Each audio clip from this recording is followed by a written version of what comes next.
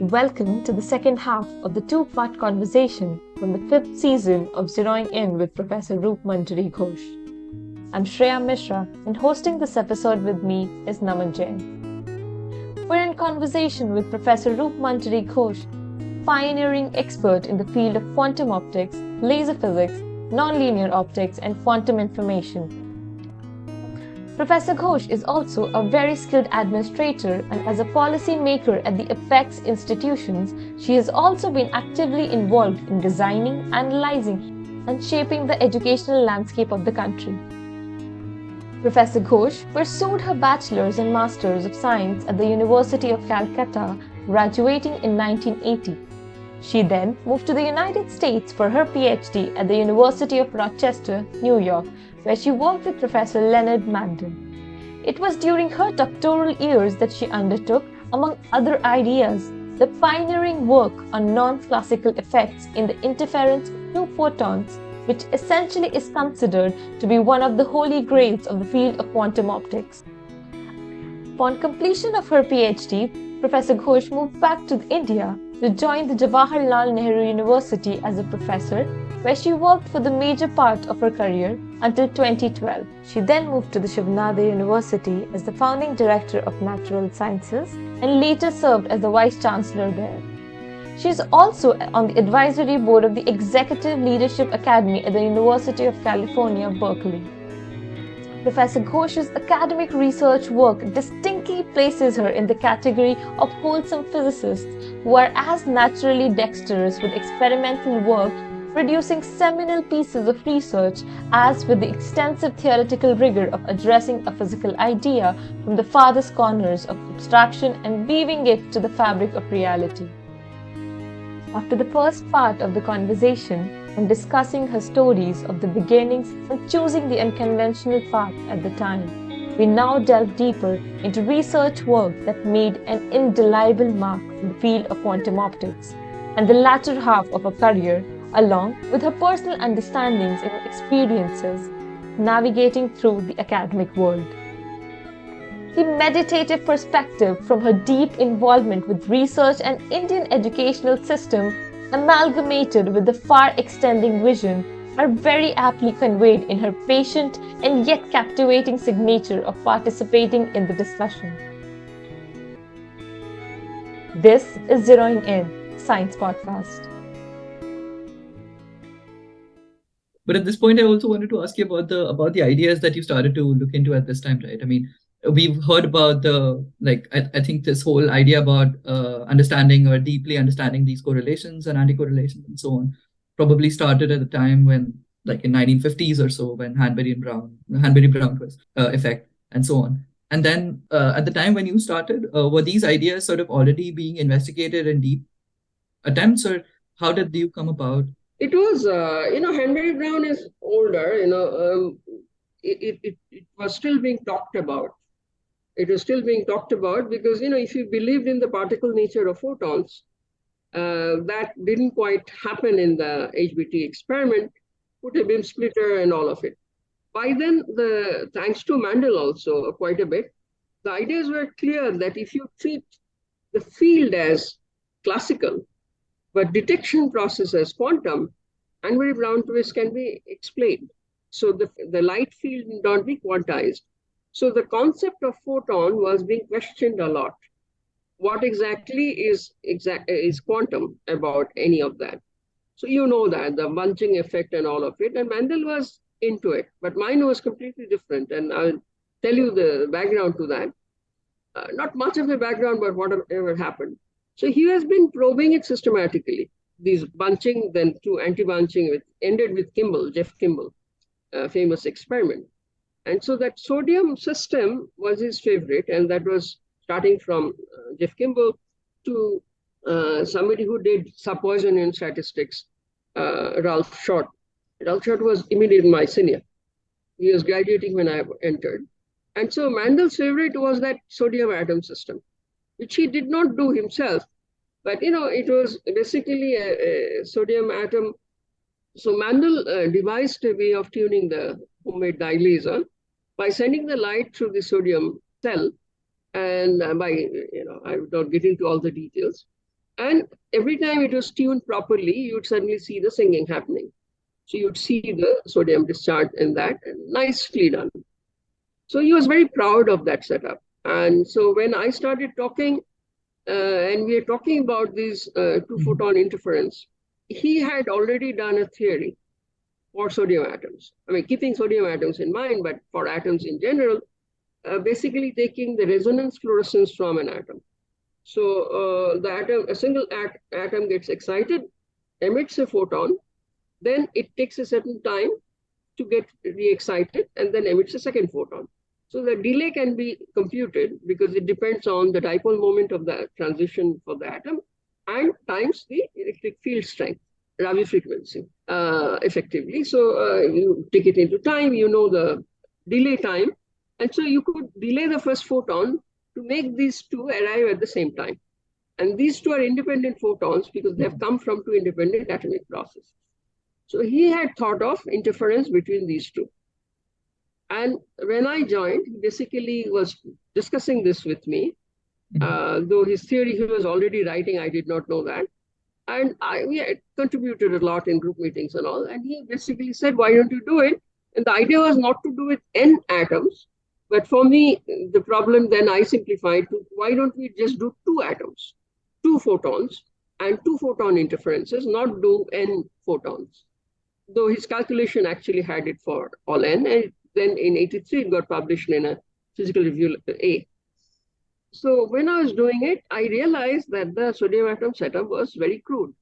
It would not show any of the things he was claiming that it would show, but those arguments did not go anywhere. And I essentially was forced to do the experiment to show him that it cannot be done, honestly. But I improved the setup completely. I overhauled it, changed everything in the setup to make it comparable to the kind of precision we needed to detect something as tricky as this. So I did that experiment for 2 years. I was at it, more than 2 years actually. 2 years after that, I showed the Mandel what I was saying, that it doesn't work with this kind of a setup. The noise was too much, and the correlation count was very low, so low that can't get a good statistics of that. Yes. So while I was doing all of this, next door, Steve Freiberg was working on a down converter setup. That also was new. And I was involved in that experiment, though my name doesn't appear initially. Late night, we are working on it. And then a junior student, 1 year junior to me, C.K. Hong Wu Mandel, that Hong, Wu was even junior. So Hong was 1 year junior to me, though age-wise senior. He already had served military in South Korea. Yeah. Very nice guy, very intelligent. So Hong was working in Steve Freiberg's lab, and Mandel's own interest at that time was when a photon gets split by spontaneous parametric down conversion, to measure that if these are really simultaneous. How simultaneous are those? That was his only question actually at that time. And they were doing, Steve was very good at electronics. He's from an engineering background. Basically showed that they're as simultaneous as you wish them to be, roughly. So experimental limitations blocked how simultaneous they were. So when preliminary things were being discussed in a group meeting, I got up and I said that these two photons could be used to do the two photon interference that I was planning to do. And I explained what I mean. And Mandel basically said, oh, this has to be thought through. You are talking about white light interference. It's not easy. So nobody was convinced of that. But, Mandel was a genius. Once he understood something, he would come up with ideas. As I said, he never worked in the lab anymore, even 55, 56. He was already totally out for years. He used to come for rounds, but he did not know what is where. But if you could explain to him that this is the problem I'm facing, he would come up with suggestions that were like out of the world. So we decided, he agreed that we do the theory of this first. And to figure out what are the conditions I need to see such two photon interference using down converter. So we did the theory first. And we did the theory, which showed that it's possible to have this two photon interference. Simultaneously, I was preparing to build the two-photon interference setup. It was extremely difficult, but I was convinced. When you know that something will happen, it happens. I tell you, it took me again 2 years almost to do that one experiment. So, I already had the experience from the sodium setup as to what exactly I'm looking for. By studying Steve Freiberg's experiment and by working with Hong on something he was trying to do, but I knew what kind of counters, everything to expect. These are independent photons, so if you just have one detector and slide it across, every sliding would mean every time I think I took data for 10 hours. So I automated it at that time. You used to have these cards where you, and so it was a very simple one, which I took from, I learned from Steve how to do that kind of interface with the detector. And I modified it. It was very nice. I don't know how, it was easy at that time. Now I can't recall all the steps. But we programmed it, and I could show that the counts were random but uniform across the detection plane. And then what I did is I put two detectors. And the thing was, it helped to do the calculation first, because the detectors, you cannot actually make separation between the detectors go to zero, right? Because they have a finite weight. So they would always integrate over some, and you'd never get a zero. So the variation of coincidence counts that you'd see between nothing to everything was not that high. And the classical physics also predicts that it could be 50% or 100%. So I had to prove above 50% to prove that it's in the quantum knowledge, right? So that needed careful planning, and I was good at that. So I sort of figured out how to do it. It was a crude setup. I did not think of any manipulation of the geometry. And later I suggested that, that's another story. But I did a simple spatial interference. And that was very, very difficult. But it proved two things. One, that it's a very strong source, stronger than Alain Aspec's, and the Nobel Prize 2002 celebrated that. The calcium cascade that he used were extremely powerful. Experiments were tremendously good. But this parametric down conversion, the fact that it can produce entangled pair and can be used as a quantum source, the first experiment is mine. And it proved that, and then it also proved the experiment was a non-local experiment, proving quantum mechanics. And this is one thing, that the source has to be very special, right? You need to have these quantum sources to prove that. And the entire concept of entanglement as we know it as a resource, it was already there in that experiment. And there is a line in the paper that I think I wrote that I mentioned. Honestly speaking, it was so hectic. By 87, first Baltimore Clio, I had a post-deadline paper in which I first talked about this result. Post-deadline papers were very prestigious. They're not session fits, but because you have got a result that is immediate and extraordinary result. So very few people were allowed. So I had one. Mandel being Mandel, he was not there. I was alone. And in that Clio, it was in Baltimore, I'm the only one who was videotaped. I mean, I thought to myself, because that's what I was saying, honestly speaking, I don't think I realized the full glory of this, what exactly has been achieved. And I was so much into what all to be done, how to polish this up, we are sending it for a PRL, that sometimes you don't think outside. You are just, your brain is continuously working on that setup and on what exactly is to be done. I was also thinking that where the people from Maryland videotaped me, the rival group, she, probably you have heard the name, he's also written a quantum optics book now. He was my senior, I suppose, in Maryland, and they tried to do this experiment. Many others were trying to do the experiment. If you have seen the book, what, The Age of Entanglement, and they say that, I've done their experiment. That's another group. But anyway, So many were trying, mine was the first, and Ali and She's experiment I pointed out because I met them there. They wanted to discuss that they're using type 1 down converter where the two photons come in cross polarized. You'd never get any interference anyway. I'm the one who pointed that out to them. These are informal conversations, but I also got from them their geometry. By then, my experiment was done. So I went back and I reported that geometry in our group meeting. Subsequent experiments by Hong, O, Mandel were done using that geometry. Mandel never believed in referencing to papers that are not in journal. By then, Ali and she had not published it, and there's a conference proceedings, which I mentioned. This is a part of a thesis now in France, where they wanted to, I don't know, Alain space. I gave an interview, I talked about it very frankly, but I don't want to cook up a controversy right now. But the point is that things were that cutthroat at that time. Amongst students, graduate students, there's no, at least I had no competition. When I was freely discussing, telling them truths, but who would be the first to understand this? Who would be the first to do something?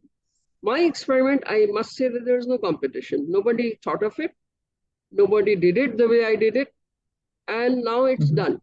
After that, you start using polarization, this thing, because, it all depends on the basic idea of an eigenstate in quantum mechanics, right? Energy eigenstates are energy eigenstates, but they are not momentum eigenstates, for example. So people never understood it that clearly. And so that was the contribution, I would say, that it's this fundamental stuff, and you'd be able to do this. And once you do it, then other people know they can perfect it. But I think mine was the conviction from what I have done already, the conviction that this is quantum and this is working. Because the counts would show up, the coincidence counts would show up, 5 in an hour finally. And that was grueling. And you have to automate and everything. I'd stay up till early morning, go sleep for 2 hours, come back and start again. Every time you have to make sure your initial conditions are the same because you're collecting data for hundreds of hours and very few coincidence count. But in the same spot in the computer, this is recorded, then I would run it. In the same spot, you would see in the background is about 5, 10, there's 35, 40, 30, 35, 40. Same spot, it's coming. So I showed Mandel the printout saying that there's something happening at this point when I change position. So he said, yeah, maybe you're saying something. So you just do it. And he got very excited about it. And finally, of course, people make a lot of fun. If you look at that PRL, that I pushed a fit curve with so much of error bar and still showing the cosine modulation of coincidence counts because I was so convinced it's real. And everybody else after me had just proved that it was so.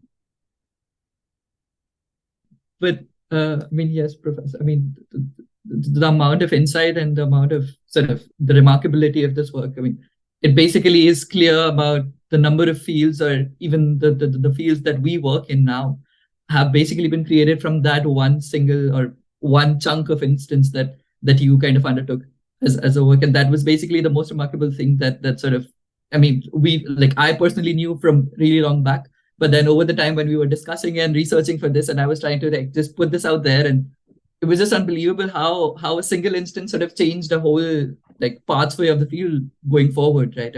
Single photon sources, down conversions, new lasers that came in because of that, of course, and quantum information, the whole advent of quantum technologies. Everything sort of somehow in some different ways just bases on that one single instance. And then theory completely, of course, goes very, very further on from there as well. So, this is kind of unbelievable how from a single place of thought, sort of it all can come about. And that's kind of exactly the story that I wanted to ask you about. So thanks a lot for putting it in such detail. But really, I still cannot but marvel at the idea that how would that whole package sort of come together for you?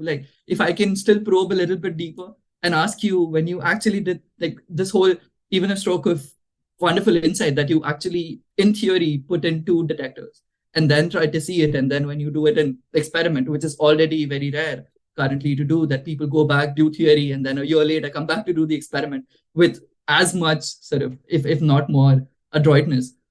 I mean, this is more or less unheard of a skill set even now. So, I mean, is there a way of that you would define how you perfected this whole art? It's not as hard as it appears now, maybe. It just had a momentum. I tell you, when you are somebody as bright and as knowledgeable as Mandel, basically telling you it's a white light source, figure it out, you get to think in a particular way, that his worry is of a particular nature. So you need to prove that. And I had a gut feeling about it. I knew what I was talking about, but I did not know it as clearly at the time. So he helped me formulate that.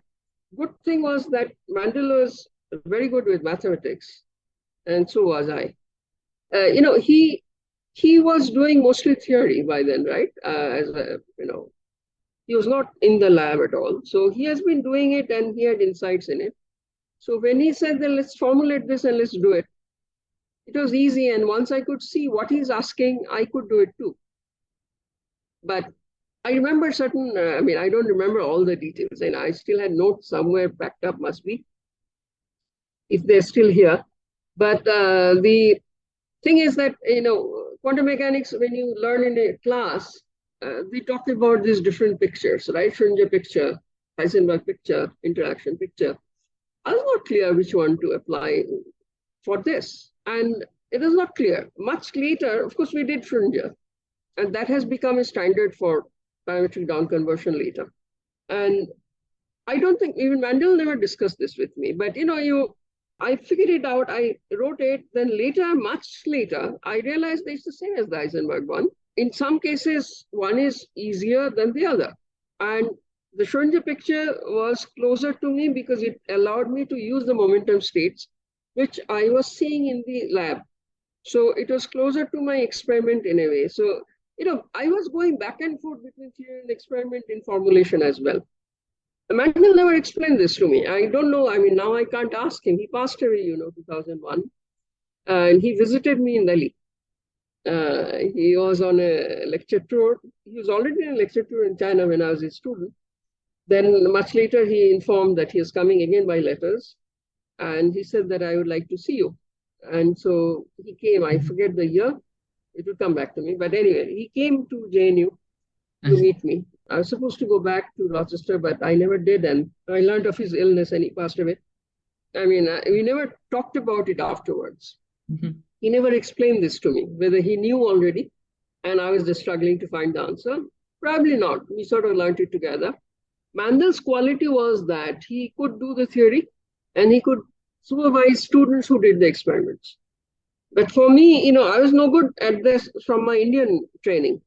But I was good in problem solving in general. And my mathematics was sound. I was not scared of it at all. And the experimental details I learned from my seniors in the group, starting with Steve Freiberg, who was 2 years senior, then Paul Lett, who was 1 year senior. But then Hong, who was my 1 year junior. We learned things together. I taught a lot, actually. Then O, who was 2 year junior, is absolutely clumsy with his hands. But we discussed a lot, and there are students from Institute of Optics, Jimmy, who used to come for coffee, midnight coffee, we stand around and have, and our discussions were always interesting. We had fun. We were doing all kinds of naughty stuff as well, but they are talking continuously about what the problem they're facing. Do you have any idea how to do this? In between, we even wrote a paper on chaos. It was not my problem, but we are doing it together because they wanted to use my laser. I learned a lot, honestly, about dimensionality and all I did not know before that, about nonlinear systems and high dimensionality of the field space. So I was growing in all directions, and that was the, I think, beauty of Rochester. But not everybody could take it. I suppose I was tuned to make the full use of this. And I would credit Mandel's way of being, actually. The way he did physics, I was in tune with that. And I sort of, we could do the theory together, the experiment I could do. Every time I had a problem, I would go to him saying, something is not right. This is happening. Do you have a way? How do I pick up the signal? I was not being able to. He showed me an old paper of his saying nuclear physics, he had done this. Do you think you can do this? And spot on. Yes, could be done. So I learned a lot from him. And his way of doing it. As theoretician sitting in his huge office, he doesn't know what I'm doing. On the board, I'm drawing that this is what I'm seeing. If you give him all the pieces, so if you give Mandel all the pieces from the lab, he would come up with brilliant suggestions. And you work out, you figure out which one would work. He was good in theory, and he was fantastic concepts. Simple chat, sometimes I'll pick up something that would give me an insight. Oh, this is how he thinks. And that was quite something. If you read his quantum optics book, S5E1, written with Emil Wolf, so the classical part was done with Wolf. And people find it hard. I don't find it hard at all, because this is the way I learned from him. So he taught us all of that. And it is a fantastic group to have students like that in that group who are my juniors or mostly my seniors. I would justify well for experimentation and Paul led for in general physics discussions. It is fantastic. It's pretty evident. And the way you mention it, of course, it kind of makes out for quite a rare group that it's a bit difficult to imagine. I just wanted to ask you about the further years, perhaps when you moved to JNU and your further work. So basically, you must have had quite a lot of ideas, inspirations, and also sort of aspirations when you came in. So how did that pan out for you, and how did basically the next 20 years worth of, I think, time at JNU pan out for you? To be frank, all I wanted to do, I could not do. It was to be built from scratch. This is not the first time, of course, I was doing it, but because I did not do my PhD here or my research here, ecosystem was different. Certain things you take for granted in the US in terms of support, infrastructure support, that was completely missing. The school was starting brand new. It did not even have a building of its own.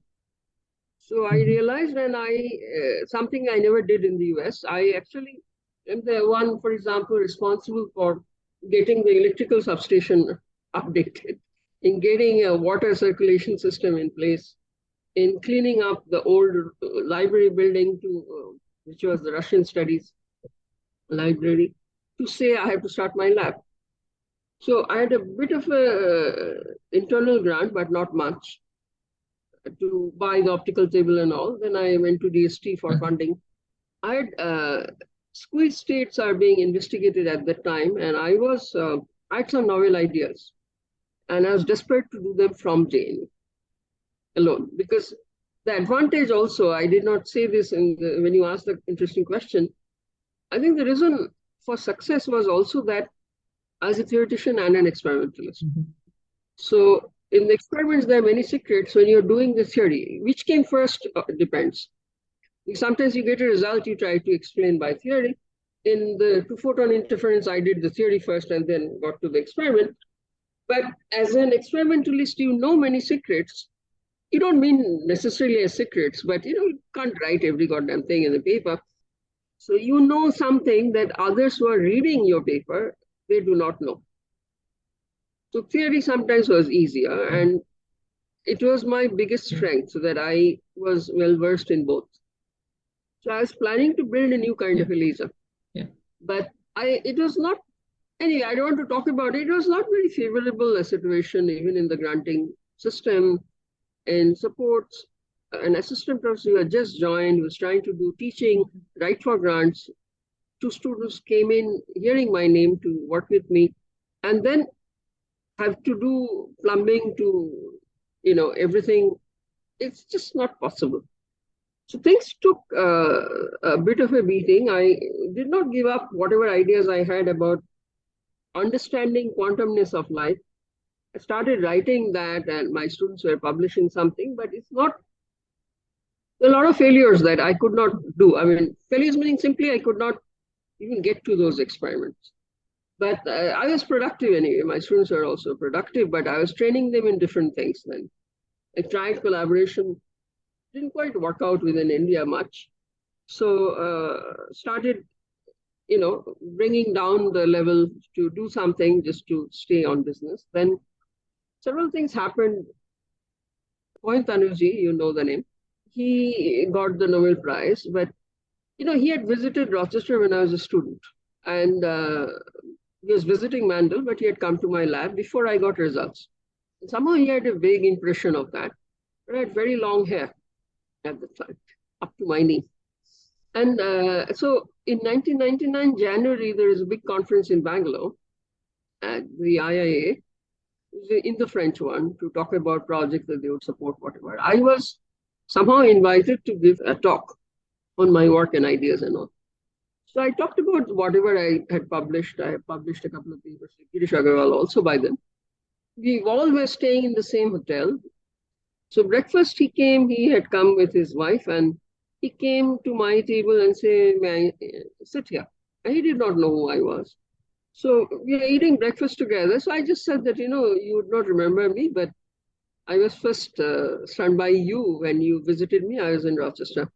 So he said, yeah, and he's a very sweet person, right? And he said, yeah, I remember the only Indian female student Mandel had, but she had very long hair.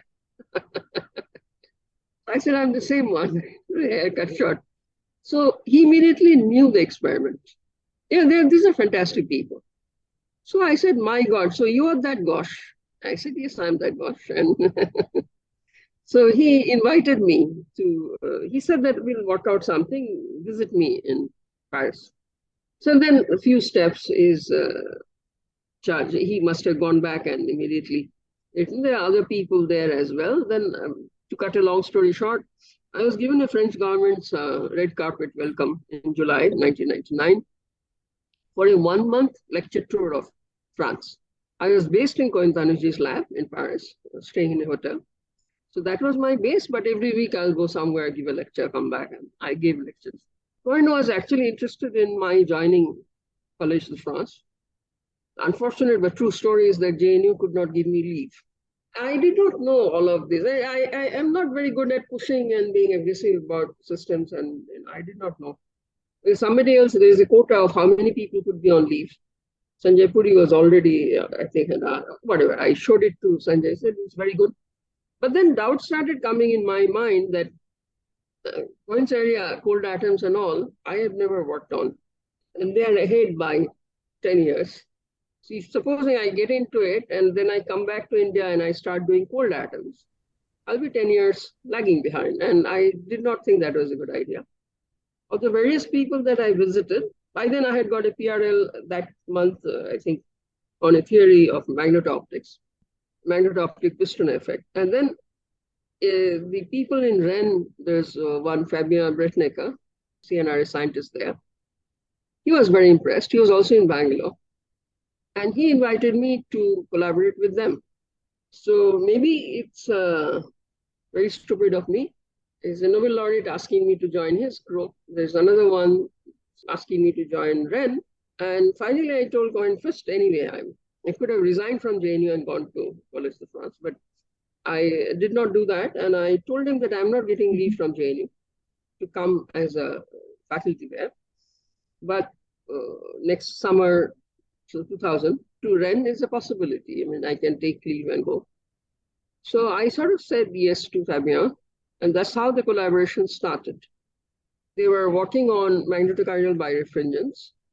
Frankly, that was not my idea. They were already doing it for more than a year, and they're not getting results in the lab. I fixed it.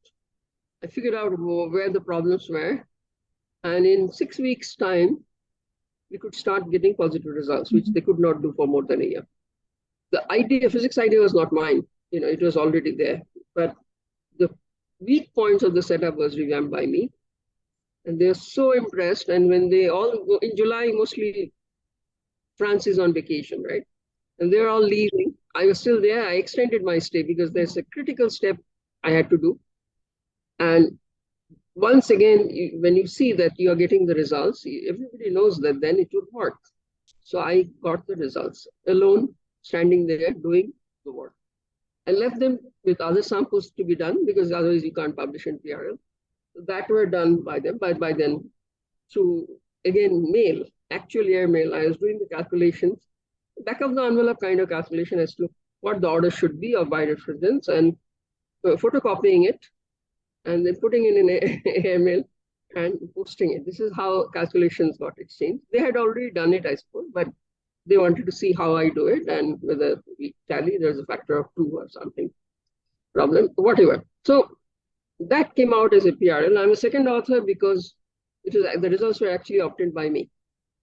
So that was very good, but I fell out with that group for other reasons. And Fabien moved to Paris, Orsay. Much later, I moved to Fabien's new place, actually, to collaborate with Fabien for a long time, and we had very successful collaboration for a long time. So this is how it worked out. And that collaboration I used extensively to my advantage because of the experimental setup and lack of infrastructure, lack of support for engineering support, for example, in India, when you have such ambitious experiments. That got helped by this French collaboration because, I was a singularity here. I was alone. I was enjoying myself. I'm not complaining, honestly. I was liking my teaching. I was liking interacting with my students, doing some theory with them, but the big ideas had to be tested. So I found a perfect collaborator in Fabien, and we were good friends later on. And every summer almost I spent in Paris when Delhi got too hot. And we planned a lot over email. We planned our experiments, we planned and exchanged ideas, calculations, everything. And then when it was time to go, I'll go. I also got grants from in the French. First, it was a networking project which would pay for my student also. So I'll probably stay for 1 month, maximum 6 weeks. I'll take a student along, do the experiment myself, teach the student, and leave him or her there for maybe 1 more month of paid support, while I have to be back at JNU to start teaching again.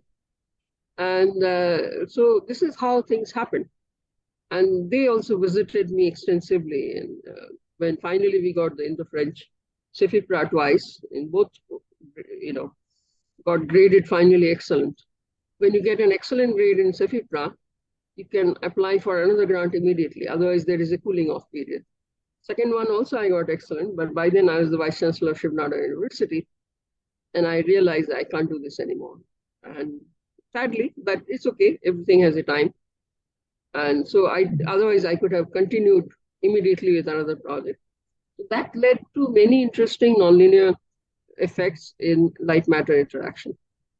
Linear effects that you see in Maxwell's equations, do not have this kind of extraordinary stuff. So I started with nonlinearity in spontaneous parametric down conversion, which is a Chi2 process.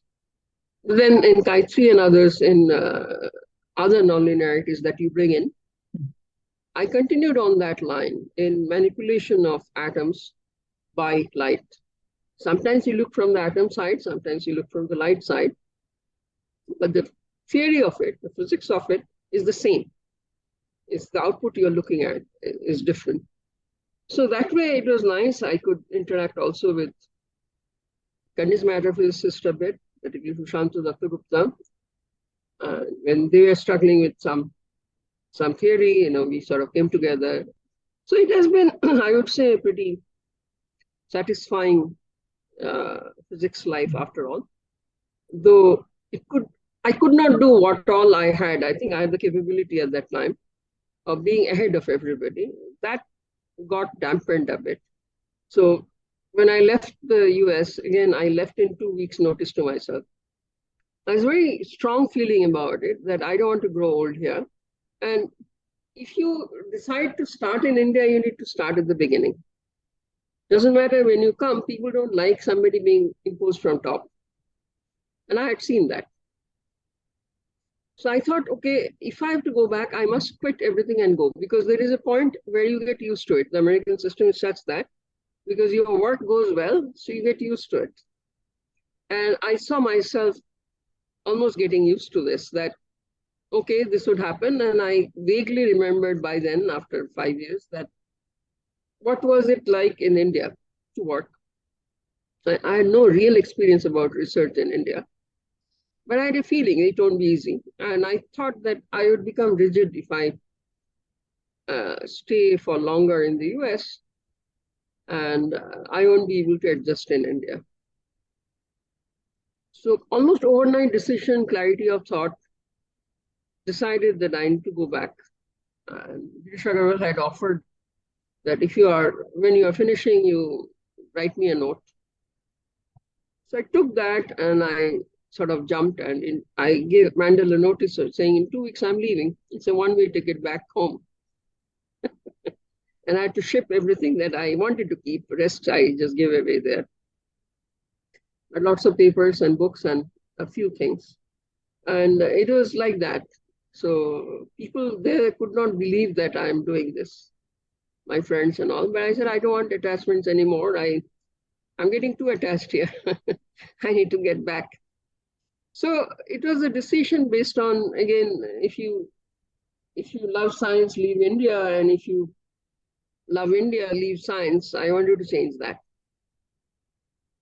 Come back here and do something. And I knew when I was in India how I have suffered in some ways, and I wanted to change that for the next generation.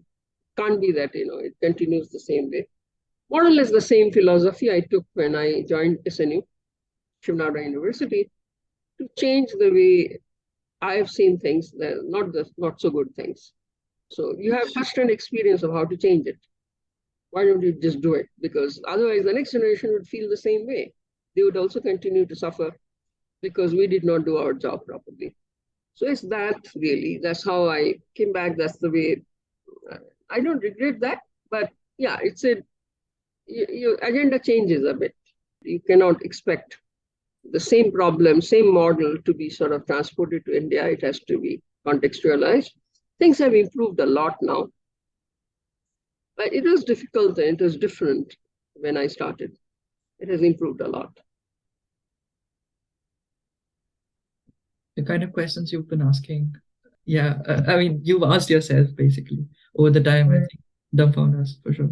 I mean, these were big questions to ask. I mean, and I think a child of like 10 can ask these questions, and if they are mad enough, then probably a person of 40, but nothing in between, I would imagine. And I believe, I mean, at the time when you actually thought that you wanted to be the first to do something in India or anywhere in the world, I mean that in itself, I think is a crazy enough idea. Because right now, for instance, even if you look at, I mean, if I from whatever little I know, in terms of like coal atom community, we are 20 years behind the world. And to just imagine that you want to take further the same paths that the world is taking on and kind of attack the frontier problems, I think it would have been a very crazy idea. Naman, it's not like I wanted to be the first.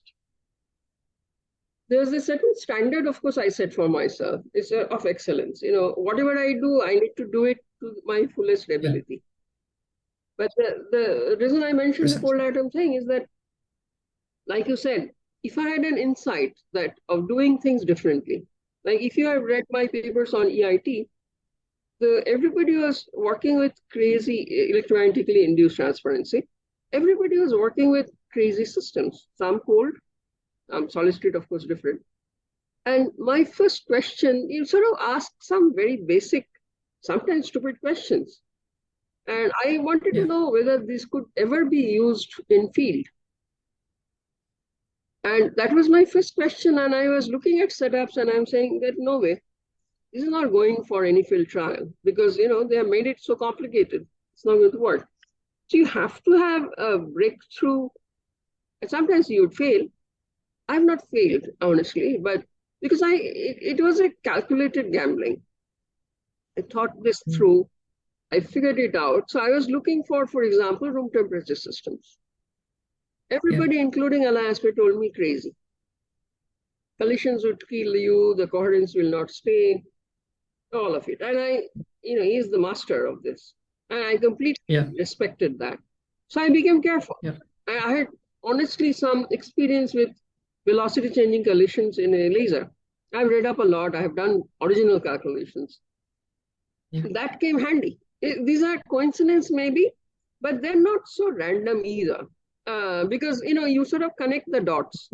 And I'm always looking for, I see a system and say, oh, okay, but will it work? Because, you have made it the fundamental use of something you are actually destroying by making it so complicated. So in some way, my way is to simplify things. And simplifying happens only when you have understood it fully. When you don't understand, you do a lot of technical details. I'm talking about myself also. When I don't understand something, then I use equations, I use technical terms, and then after having done it 20 times, something dawns on you that, okay, is actually probably is this. And analogs help. So I did not want to be the first in that way, but I did not want to be always playing the catching up game. Life is too short to do this. You cannot just do catching up all the time. You have to have something in your head. So one was to try it out when everybody is criticizing you, but you have done the calculation. You are not being able to sometimes express it because you have not understood it fully yourself to talk about it, but you are convinced that you have done it right and you know it would work. I had these moments quite a few times that I'm not being able to explain it, but I know I've done it and I know it would work, but let me do it. Only when I do it, people would believe me.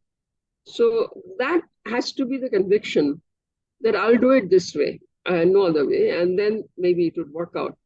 And I stumbled. Sometimes calculations were too hard, sometimes experiments were too hard. But then when you are at it and you're continuously thinking, it dawns on you that, oh, you missed a simple point.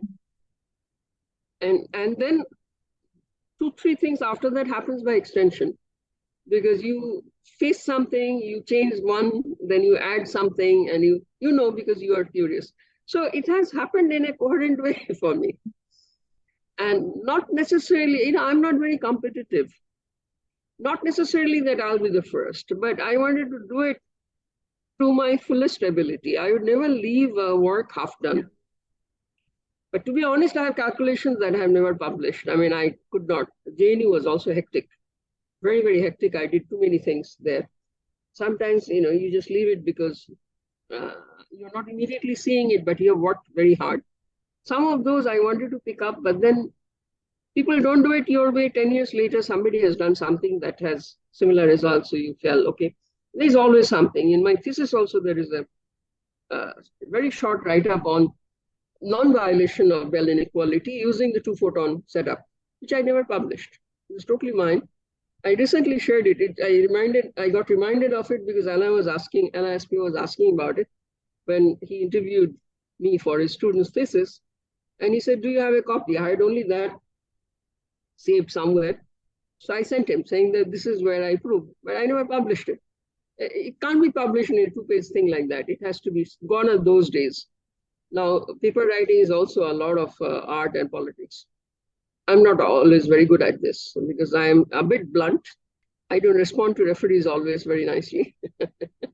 So anyway, these are things you learn. Then you realize you pull yourself down saying that, this way it's not going to reach anybody, so you do it. So I think I've learned all of that. But overall had fun probing and doing things, not because somebody dictated it, but I found some problems very, very interesting. Some regrets, maybe. I don't know what would have happened if I had joined Cohen Tanuri at that point. Some regrets, I do not know what if I had stayed back in the US. Some regrets, if I could do the squeeze laser I was planning to build, how it would have changed. But maybe, it's okay. I've done other things, not those, but other things that are important. I think we had a ton of more ideas that we wanted to discuss with you, Professor, but I know that, I mean, we have already exhausted the time slot that we took from you. So, I mean, I don't know. I mean, I would ideally want this conversation to go on for a few hours longer, but I'm sure that's not possible. I just wanted to ask you if there are any ideas that you wanted to just briefly mention towards the end. Just something that we might have missed. Of course, there's a big chunk of things that we wanted to talk about, but apart from that, if you just want to mention something or something that. I mean, you had one question that I was thinking about, that, if I had any regrets and there's something that I would have liked to pursue. I don't have regrets, but one thing that has bothered me for a very long time, it's a different context, but it's a nice idea. When I started thinking about in crude terms, I mean, I would not give you all the answers here, but if there is a quantum version of Einstein's causality, speed of information, it cannot travel faster than the light speed. Then you can go to your past and kill your grandfather, etc., right? Everybody knows the stories. So what is the quantum version of this? Because speed has to be defined. Statistically, for example, a Gaussian with a infinity extension, there is no speed of anything. And information, how do you modify it? I mean, it's not a smooth curve. It must be having some discontinuity. The moment, this is a result of much later, research of ours. When I was a child in school text, we found that speed of information, should be limited, it should be less than c. Then when I went to the States, by then people had done experiments to say phase velocity can exceed c, but phase velocity is okay because frequency components don't carry information. Now our experiment and others are saying even group velocity can exceed c. That means group velocity doesn't carry information. Because people asked me whether does that mean that I am saying that Einstein's causality is violated and you actually information can propagate. So it turns out it's not. We don't understand it. Textbook should be rewritten. And so these kind of things have come up, and I had very good ideas. I have told 2 successive students on a side thing 10 years back how to do this, to come up with a quantum version of causality. And some things are happening, but my way is to look at it in a coherent, simplified manner, easy understanding. What are the differences? Crystal clear. That's the difference. This is what applies. I have some idea. I never wrote it up. But one ex-student of mine actually has been sticking it up. But anyway, this is one kind of a regret. But, my main message, I don't like preaching, but, what I've been trying to say is there are no shortcuts to excellence. And it sort of works very well when you are setting out to do something, whichever way, physics or non-physics or other things. Don't compromise on excellence, on the quality. The quality is extremely important, and you set the high standard for yourself. There's one more thing that I used to tell my students in SNU a lot, that people say you compete only with yourself, right? I don't believe in competition with others, though in physics also, you are on a cutting edge research. If you don't do cutting edge research, there is no competition. That's what most Indian researchers chose, my generation. But if you do cutting edge research, you are competing with the best of minds. But for me, I compete only with myself. And it actually means for me that today I'm better than what I was yesterday. Don't look for shortcuts to excellence. If it comes, it appears to be coming, then it's a false one. It doesn't last. And then whatever we do should have some enjoyment out of it. Life is too short. And that means that sometimes having an attitude of collaboration, not competition, helps. And I think the only way science would progress is when we learn how to collaborate. Open science, free science, something that we saw in a calamity like COVID-19. The world came together. The vaccine wouldn't have been possible.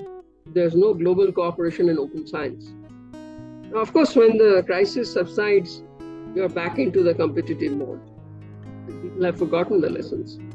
So it would come, I suppose. I don't see a very gloomy picture of the future, especially given people like you doing what you're doing, and let it propagate. So that's all I have to say.